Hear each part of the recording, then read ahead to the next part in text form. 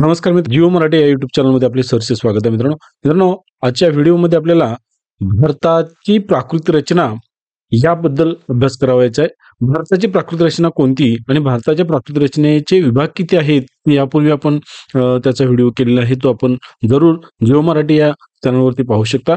आज आपल्याला या व्हिडिओच्या माध्यमातून हिमालय पर्वत म्हणजेच प्राकृतिक रचनेतील पहिला विभाग जो आहे त्या पहिल्या विभागाचा अभ्यास करावायचा आहे. मित्रांनो, यापूर्वी आपण जो अभ्यास केलेला आहे तो प्राकृतिक रचनेचे विभाग केलेले आहेत आणि त्यातील पहिला महत्वाचा विभाग तो हिमालय. या हिमालय पर्वतातील पर्वतरांगा ज्या आहेत त्या पर्वतरांगा कोणत्या आहेत ते आपल्याला या व्हिडिओच्या माध्यमातून पाहायचे आहेत. मित्रांनो, स्पर्धा परीक्षेसाठी अत्यंत उपयुक्त असा व्हिडिओ आहे.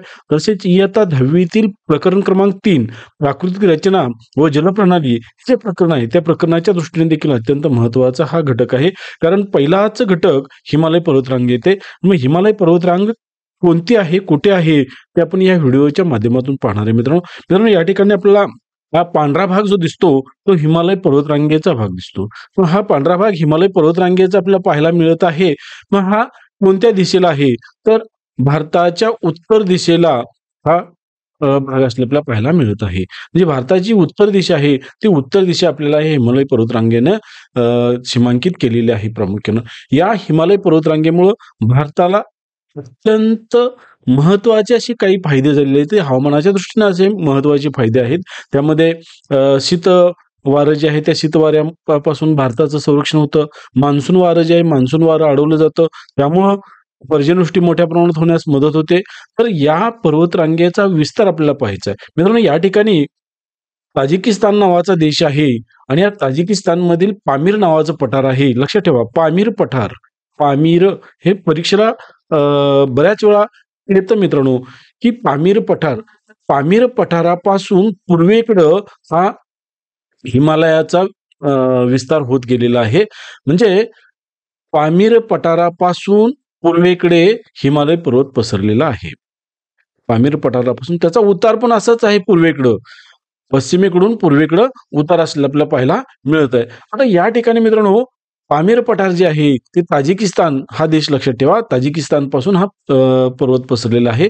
प्रामुख्यानं हे नेपाळमध्ये आपल्याला या ठिकाणी जगातील सर्वोच्च शिखर जे आहे ते माउंट एव्हरेस्ट नावाचं शिखर या ठिकाणी आपल्याला पाहायला मिळत आहे. आणि जगातील दुसऱ्या क्रमांकाचं जे शिखर आहे ते केटू नावाचं शिखर जे आहे ते केटू हे भारतातील सर्वात उंच शिखर आणि जगातील दुसऱ्या क्रमांकाचं शिखर असलेलं पाहायला मिळतं.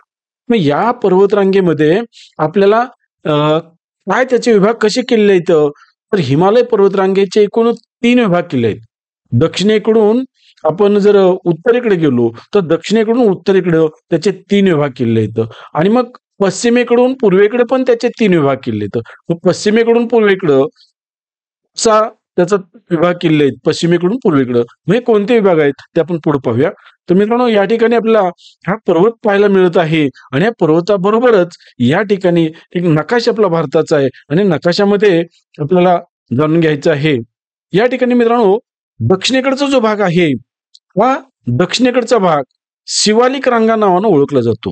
म्हणजे हिमालयाचा दक्षिणेकडचा भाग हा शिवालिक डोंगर रांगा या नावानं ओळखला जातो. आणि मग या शिवालिक डोंगर रांगेच्या लगतचा दुसरा जो भाग आहे त्याला लघु हिमालय या नावानं ओळखलं जातं. लघु हिमालय. बघा, सर्वात दक्षिणेकडल्या भागाला शिवालिक डोंगररांगा म्हणतात. त्याच्या पुढचा भाग जो आहे त्याला लघु हिमालय म्हणतात आणि हा जो वरचा भाग आहे सर्वात उत्तरेकडचा भाग त्याला बृहद हिमालय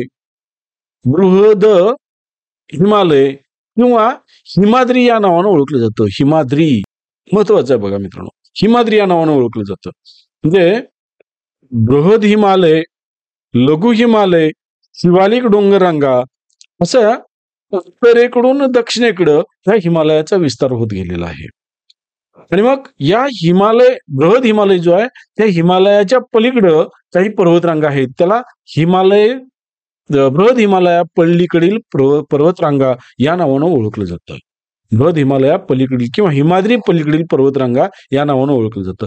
म्हणजे उत्तरेकडून दक्षिणेकडे जर आपण बघितलं तर बृहद हिमालय, लघु हिमालय आणि शिवालिक रांगा, किंवा दक्षिणेकडून जर बघितलं तर शिवालिक रांगा, लघु हिमालय आणि बृहद हिमालय असे 3 भाग. पूर्व पश्चिम जर आपण विचार करायला गेलो तर पूर्वेला जम्मू काश्मीर हा जो भाग आहे ते जम्मू काश्मीर हिमालय या नावानं ओळखलं जातं. त्यालाच पश्चिम हिमालय म्हणतात. त्याला पश्चिम हिमालय या नावानं ओळखलं जातं. पश्चिम हिमालयालाच काश्मीर हिमालय या नावानं ओळखलं जातं. तर पुढचा जो भाग आहे त्याला मध्य हिमालय म्हणतात. मध्य हिमालय. तर मध्य हिमालय जो आहे या मध्य हिमालयाला कुमाऊ हिमालय या नावानं ओळखलं जातं. मध्य हिमालयाला. आणि मग या मध्य हिमालयाच्या म्हणजे सिक्कीम पासून पुढं हा जो भाग आहे त्याला पूर्व हिमालय किंवा आसाम हिमालय या नावानं ओळखलं जातं. म्हणजे पूर्वेकडून आसाम हिमालय, मध्य हिमालय आणि पश्चिम हिमालय किंवा काश्मीर हिमालय, कुमाऊ हिमालय आणि पूर्व हिमालय या नावानं असे हिमालयाचे 3 भाग पूर्व पश्चिम केलेले आहेत आणि उत्तर दक्षिण पण 3 भाग झालेले आहेत. ते पण उंचीनुसार असे त्याचे 3 भाग करण्यात आलेले आहेत. म्हणजे एकूण हिमालय पर्वताचे अभ्यासाच्या दृष्टीनं एकूण 3 भाग पूर्व पश्चिम आहेत.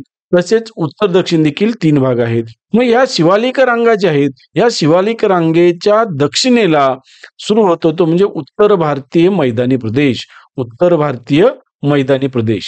मग हा जो उत्तर भारतीय मैदानी प्रदेश आहे यामध्ये पंजाब हरियाणाचा जो भाग आहे तो सुपीक प्रदेश असल्याला आपल्याला पाहायला मिळतो. मग पंजाब हरियाणापासून पुढं अरवली पर्वत आणि अरवली पर्वताच्या पूर्वेकडचा जो भाग आहे हा गंगा नदीची खोरी नावानं ओळखलं जातं. उत्तर भारतीय मैदानी प्रदेश त्याचाही आपल्याला अभ्यास पुढील व्हिडिओमध्ये करायचा आहे. तर या व्हिडिओमध्ये आपल्याला हिमालय पर्वतरांगेबद्दल संपूर्ण माहिती घ्यावायची होती. तर या हिमालय पर्वतरांगेतील काही महत्वाची शिखरं जी आहेत त्यामध्ये K2 शिखर आणि माउंट एव्हरेस्ट शिखर हे महत्वाचं शिखर लक्षात ठेवा मित्रांनो.